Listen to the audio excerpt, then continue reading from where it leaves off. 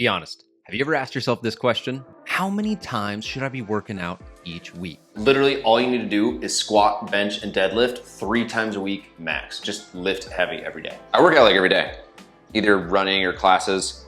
Oh, 9 a.m. with Adam's open. I need to book it. I know there's a lot of advice out there, and if you're happy with your results, keep doing that. But if you want a research-backed, proven split, I'm going to show you my 4-day split that I use with myself and clients that I call the everyday athlete. It has a lot of hypertrophy elements that are designed to help you build muscle and strength using different rep and set schemes. It also has athletic elements based on the exercise selection and when we sequence those in the program. And I think most importantly, it gives you the freedom to do the things that you enjoy on the other days of the week. And I think that's one of the most important things to think about when choosing the split or the workout routine that you want. What is your end goal? For me, I want to look good, move well, and utilize the equipment that I have inside of my home gym while still being able to have fun, dynamic workouts, and at the same time, seeing myself progress from a strength standpoint. And at 32 and a former Division I athlete, I feel really good about my strength numbers. I feel really good about my mobility. I feel really good about my ability to go run and jump and find myself in any activity that I want. So I wanted to share this split with you and see if it helps you do the same.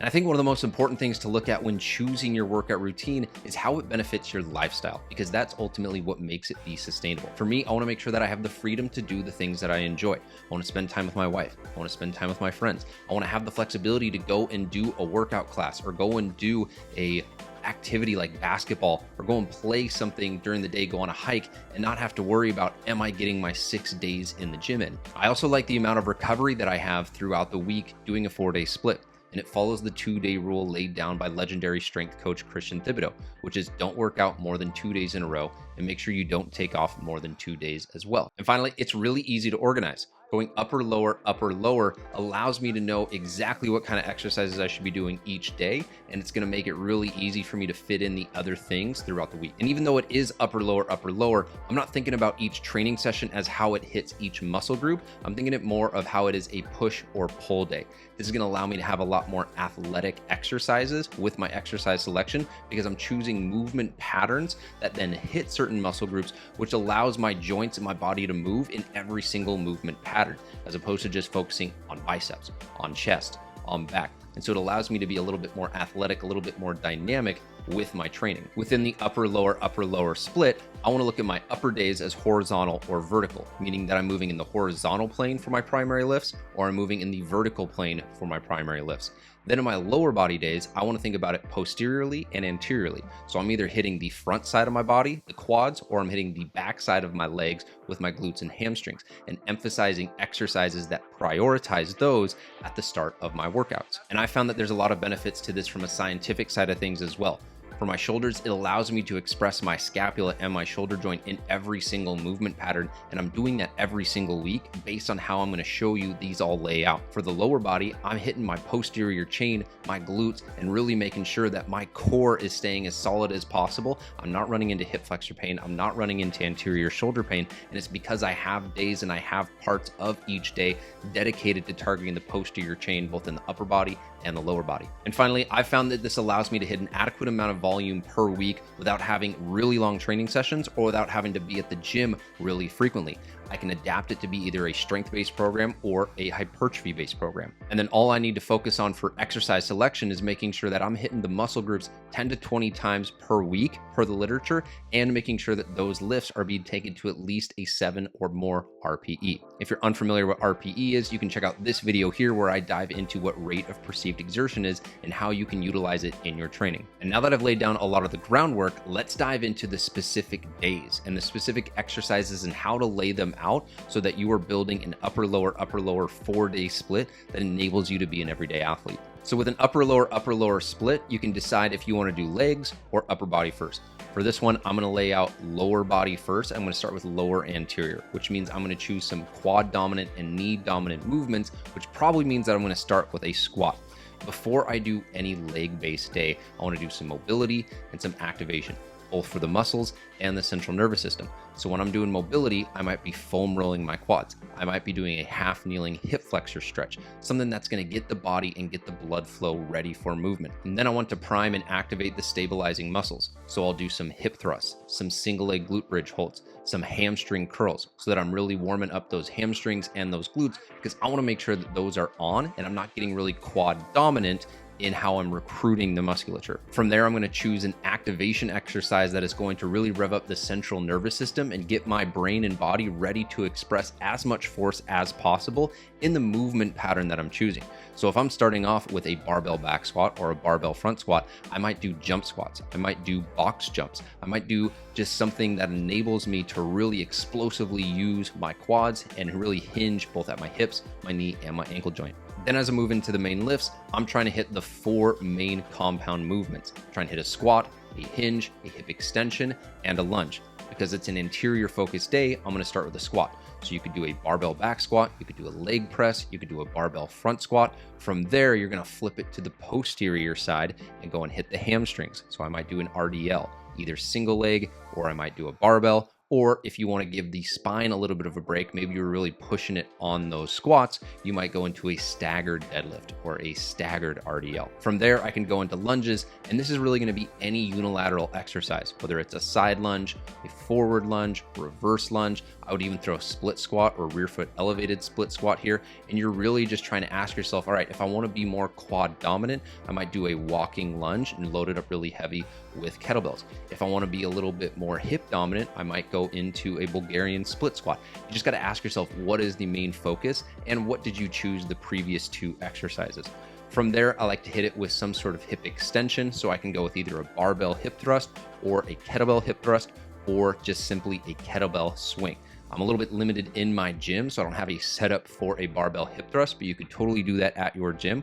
Or you could go into something that's a little bit lighter, hit that hip thrust with a really heavy kettlebell. And that's what I like to do for my 4th exercise of these 4 main compound movements. So at this point, you've done a dynamic warm-up that should take anywhere from 6 to 8 minutes. Then you've done those 4 basic compound movements, alternating between each. Each one I would say doing anywhere from 3 to 4 sets, and depending on if you're focusing on hypertrophy, you might be in the 6 to 12 rep range. If you want to focus on strength, you're going to be in that 1 to 6 rep range. For me, if I'm doing squats, I've really been enjoying a 3 to 5 rep range, which is very strength focused and allows me to work into an RPE of 8 or 9 that I find really challenging, but not something that I can't recover from. From there, we're going to go into the finisher. And I'll go into a little bit more detail in this later in the video, but I like to think about breaking it up in 3 ways. You have either more core training, you can do more volume, targeting specific muscle groups, or you can have just a sweaty cardio or conditioning session to make you feel like you got the sweat and the high heart rate that you wanted. Ultimately, I think it's really important with these finishers to understand what your goal is. If you're trying to train a really strong functional core, you might do some farmer carries. If you're trying to do something that's a little bit more targeted and build your quads or build your glutes, well, then you might go and do more volume for those. If you're trying to get a good sweat in, you might grab the rowing machine, go and do some kettlebell carries, and go and do some walking lunges and get your heart rate up. Many options for this. Again, it really just depends on what your goal is and how much time you have based on how much work you've done in the previous lifts. After that lower body session, you go into an upper body session. So that's going to be day 2. You can take a day off and rest, but I would recommend just going 1, 2. That upper body should be completely fresh for whatever it is that you're doing. Just like the lower body, we're going to start off with a dynamic warm-up.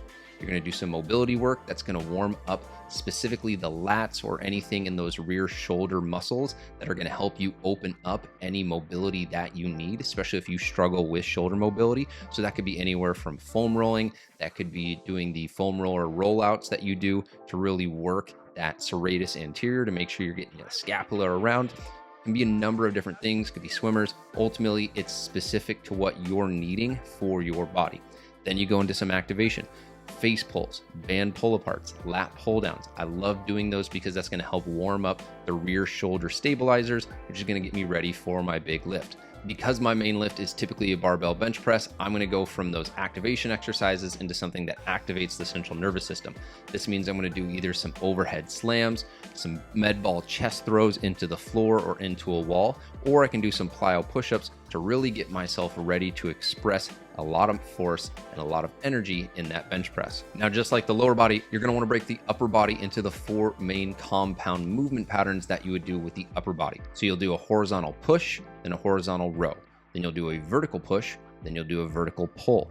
You can have a little bit of variance here, but that's again how I like to lay it out. And I'll dive into some nuance a little bit later in this video. But with that horizontal push, you're doing some form of bench press. This could be a dumbbell bench press. This could be a barbell bench press, an incline bench press. For guys, this is typically going to be the main thing that you want to focus on. So you're going to want to make sure that you are as fresh as possible for your bench. Then you're going to do the inverse of a horizontal push and do a horizontal row. This could be a barbell row, a pendlay row, a machine seated row. This could be a T-bar row, a landmine bent over row, whatever it is, you're really trying to make sure that you're going heavy here. And this is the yin and yang essentially to what you're doing with that barbell bench press. After those 2 lifts, I'd say you have a little bit more freedom, and I'll give you a few examples here. You want to do a vertical push and a vertical pull. Now you don't have to, and that angle of the vertical push can definitely change. One of my favorite supersets is an incline dumbbell press and then a chest supported row.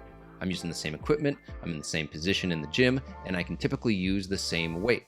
I might have a little bit different rep schemes depending on which one I'm stronger in, but that enables you to do a superset and save a little bit of time. Another lens to look at this through is what kind of goal do you have? If you went with barbell bench press to start and you want to hit your chest again, you might go cable flies and do a superset of push-ups, and you do that for 3 sets or 4, and then move into another horizontal row or vertical pull so that you hit your lats. Ultimately, you just got to ask yourself what your goal is, and then look at what you're doing on day 4 with your upper vertical and make sure that those 2 complement each other. From there, you can move into your finisher. Same thing as the previous one. You want to ask yourself what your goal is. Do you want to do more targeted work for single joint movements like your biceps and your triceps and your delts? Do you want to do something that is a little bit more sweaty and you're doing a circuit and getting a little bit of a run in because maybe your legs are a little bit more rested, you didn't just smoke them on a bunch of squats? Or maybe you're trying to do some core work. And this is a great day to do some core work because your core is going to be a lot more fresh in an upper body day than a lower body day. Deadlifts, squats, those are all engaging your core a ton. So you're going to hit it pretty good on those days. Upper body days, not so much. You're going to have the bench supporting you for a number of exercises. Then we move into day 3. And this is typically where I like to have an off day. If you're doing a Monday, Tuesday lift, Wednesday is a rest day. For those of you that work in the corporate space, I also kind of like this as a rest day in the middle of the week, as opposed to just hitting it Monday, Tuesday, Wednesday, Thursday, Friday, and then taking Saturday and Sunday off. I don't think that makes a ton of sense when the most relaxing days are the days that you can train the hardest, and that's typically the weekend when you also have more time. Now, on this day, you can still be active. And if you want to do something in the gym, you can focus on things that are very concentric so you don't have as much recovery demands because the next day is going to be leg day. So you might do some sled push, some med ball slams, and a little bit of mobility work. Or if you want to do some classes, this would be a great time for some yoga. This would be a great time for a spin class. This would be a great day to just take off and go for a really long walk. Ultimately, it's up to you and whatever you like doing with your lifestyle. Now let's get into the back half of this 4-day split. If you did lower anterior on day 1, you're going to do lower posterior on day 4. It's the 3rd day of the 4-day split, so you could call that day 3. With this, you're going to do the same thing as your lower anterior day and start off with some mobility and with some activation work. Once that warm-up's done, then we go into an exercise, 4 main lifts, same movement patterns, but you can restructure and reshuffle these to prioritize the posterior chain. This is where you're going to start off with either a trap bar deadlift, a barbell deadlift, a glute bridge hip thrust, or some form of exercise that targets the back side of the body, hamstrings and glutes. I typically like doing this as a strength set. I'll do a 3 to 5 rep trap bar deadlift or a barbell deadlift. If I do have access to a hip thrust machine, you could start there. But again, it depends on what your goal is. If you're just trying to build your deadlift, focus on the deadlift. If you're trying to build your glutes, maybe you focus on a glute hip thrust. Ultimately up to you. From there, I'm going to go from something that is posterior dominant to something that is quad dominant. And now another lens that I'm looking at this through is how much strain did my lower back take in the previous exercise? If I just did a bunch of barbell deadlifting, I might not go into a barbell front squat if my back's going to be a little bit tender. So this would be a great time to do something that supports your spine and is a little bit more stable in that exercise selection. This is where you can offload the hips or offload the spine rather and do some form of walking lunges. This is where you could do some sort of machine where you are completely supported and stable and you're really able to just target the quads. Leg press is a good example here. Hack squat I love because I can just hammer my quads after hammering my glutes and my hamstrings. Depending on what you do in the first two exercises, let's say you did a hinge and then let's say you did some lunges, then you can go into a hip extension and you can go into a squat. So you might take a kettlebell, for example, nice 70-pound kettlebell, whatever is heavy for you, and do kettlebell swings with some antagonist kettlebell goblet squats. You're going to hit the squat pattern, you're going to hit the hip extension pattern. It's a really great way to be time and space efficient with a superset that uses the same equipment and doesn't have you moving around a lot. That's not to say that you need to do that specifically. You can do just a straight squat set and mix in maybe a little bit of abs as a superset, or you could just go straight squat into a hip extension. Ultimately, it's up to the goal that you have. Now, typically for these 4 main compound lifts, I will do 3 to 4 sets, but you can definitely do more. And if I'm doing anywhere from 5 to even 6 sets of something like a trap bar or a squat, that'll sometimes impact how I approach the finisher. And sometimes I won't even do a finisher, because if you're doing anywhere from 16 to 24 hard sets in those 4 main compound lifts, you've done enough work. You've done enough volume. You're going to be smoked. You don't need a finisher. You're going to be basically running into this really long workout. It's not going to be as effective because you're just completely drained. And I think that's something to think about. If you are going really heavy and hard in those 4 main compound lifts, doing 5 or even 6 sets per exercise, that finisher isn't something you necessarily need. And finally, you have the 4th day of the 4-day split. You can do this on day 5 or day 6. It's going to depend on your lifestyle, how much stress you got going on for the week, how you're feeling recovered from the previous 3 days. But typically I'll do this after the lower body day, where I go upper, lower, or lower, upper, with a rest day in the middle of those. So let's say it's Friday, you're doing upper body and we're going into upper vertical. Now you're going to do your same dynamic warm up as we've mentioned before. This one might be a little bit different because we're moving in that vertical pattern. If you have shoulder mobility issues, you might spend a little bit more time here opening up some joint space so that you can work to get overhead with your arms. It's definitely something you want to make sure that you're not forcing, because that can lead to shoulder pain and injury in the future. After you go through that dynamic warm up, then we go into a vertical push or vertical pull. I typically like to work a vertical pull here to start, which means I'm going with a chin up, a lat pull down, a pull up, or if you're working on getting your pull up, maybe you start with an assisted band pull up or something to that effect. After you do 3 to 4 sets there, then you're gonna flip it and press in that vertical pattern. So instead of moving horizontally with our row and with our push, we're pulling and pushing in that vertical motion. If shoulder mobility is an issue for you, you might not be going directly overhead. With that vertical push, you might be doing a single arm landmine press or a half kneeling landmine press, or maybe you're just doing a single arm dumbbell press because you can't really go overhead with a bar or with 2 dumbbells safely without flaring your rib cage and losing your rib cage and pelvic alignment. Then after your vertical push and vertical pull, then you go into a push and row pattern. Very similar to what we did on day 2, where we were doing a horizontal push, and you can select any exercise here that suits your goals. Now, as we move into the finisher, I want to spend a little bit more time on the core. Talked about having a sweaty workout at the end and doing a little bit of conditioning. We've talked about single joint movements and really getting a good pump and doing more volume to specific muscles that you want to work. But we haven't talked a lot about core training. If you want to dive a little bit deeper into the pyramid of core training, check out this video here where I dive into how you want to think about it to build a strong, functional, and aesthetic core. But a big misconception about core training is that if you're not doing crunches, you're not working your core. But how everything is structured in this workout program of this 4-day split, you should be hitting your core every single workout without doing core training. With your lower body exercises, you're bracing, you're doing functional breathing, you're doing anti-rotation or anti-movement. Your core is getting hit a ton on deadlifts, single arm rows, offset carries, farmer carries, trap bar deadlifts where your grip is being worked. So don't think that you're not doing your core if you're not doing core in your finisher. That said, you can structure these 4 days to include more volume specific to those. You can do some functional breathing as you do some corrective exercises for your core. Or you can do some bracing in the form of hollow holds or planks. You can do some anti-movement in the form of cable core twist, or doing some form of Palloff press or landmine twist, where your core is having to resist the movement that the weight is giving it.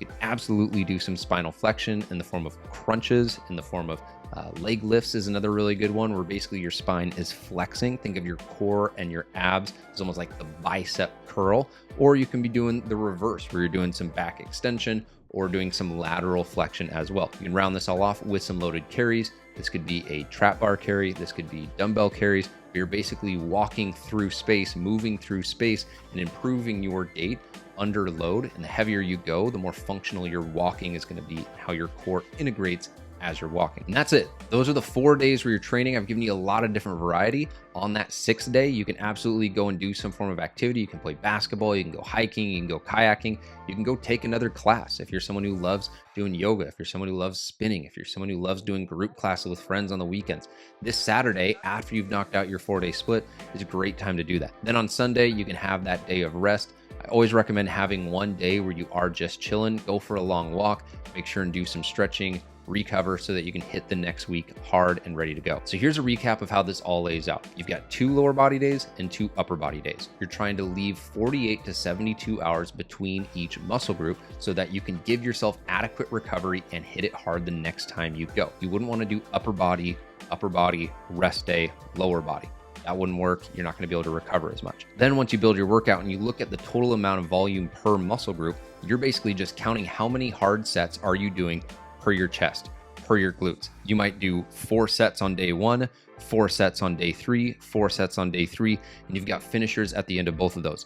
That could total up to 12 to 15 sets for your chest. If those are taken to a 7+ RPE, you're in a great spot. And keep in mind too, secondary muscles are still being counted in those big compound lifts. So if you're doing a barbell bench press, count your triceps for that. It's not just specific tricep work where your triceps are being hit. Then the other 3 days are essentially wild cards. So you've got 2 days where you could be doing classes and you're going and doing yoga, or you're going and doing spin, or they could be 2 days where you're going into the gym and working on your mobility, or you are working on a little bit of core training because your core can take a little bit more. And then over the course of a week, let's say your mobility is something that you're really trying to emphasize. You've got 2 days where you're working specifically mobility. You can mix in mobility to your finishers on different days of upper or lower body. And now you're getting a lot of focus on that. And it all comes back to what I talked about at the very beginning. What is your goal? And once you understand what it is that you're primarily focused on, what your primary KPI is, then build this 4-day split to suit that. And if you're someone who's working on just losing weight and you want to do these 4 days and not have to do anything else, go on a nice long walk. That's 3 days of 60-minute walks that you can do in conjunction with 4 days of strength training. It's one of my favorite ways to approach a really low barrier to entry fitness routine. And if this is something that you want to try completely free, you can go to a link down in my description and download the Return of the Athlete app and do the Everyday Athlete program for free for 30 days. All the workouts are going to be laid out for you. All the reps, all the sets, everything is done for you. All you got to do is punch in the weight that you do and finish the exercise and go to the next one and make sure and record everything. I know this was a long video, but I wanted to make sure and do a deep dive on how I like to think about training so that you can apply it to what you do. If you got value out of this video, be sure and hit that like and subscribe button. Any comments or questions, drop them down below, and I'll catch you on the next Return of the Athlete video. My name is Paul Klingen. I'll see you guys later.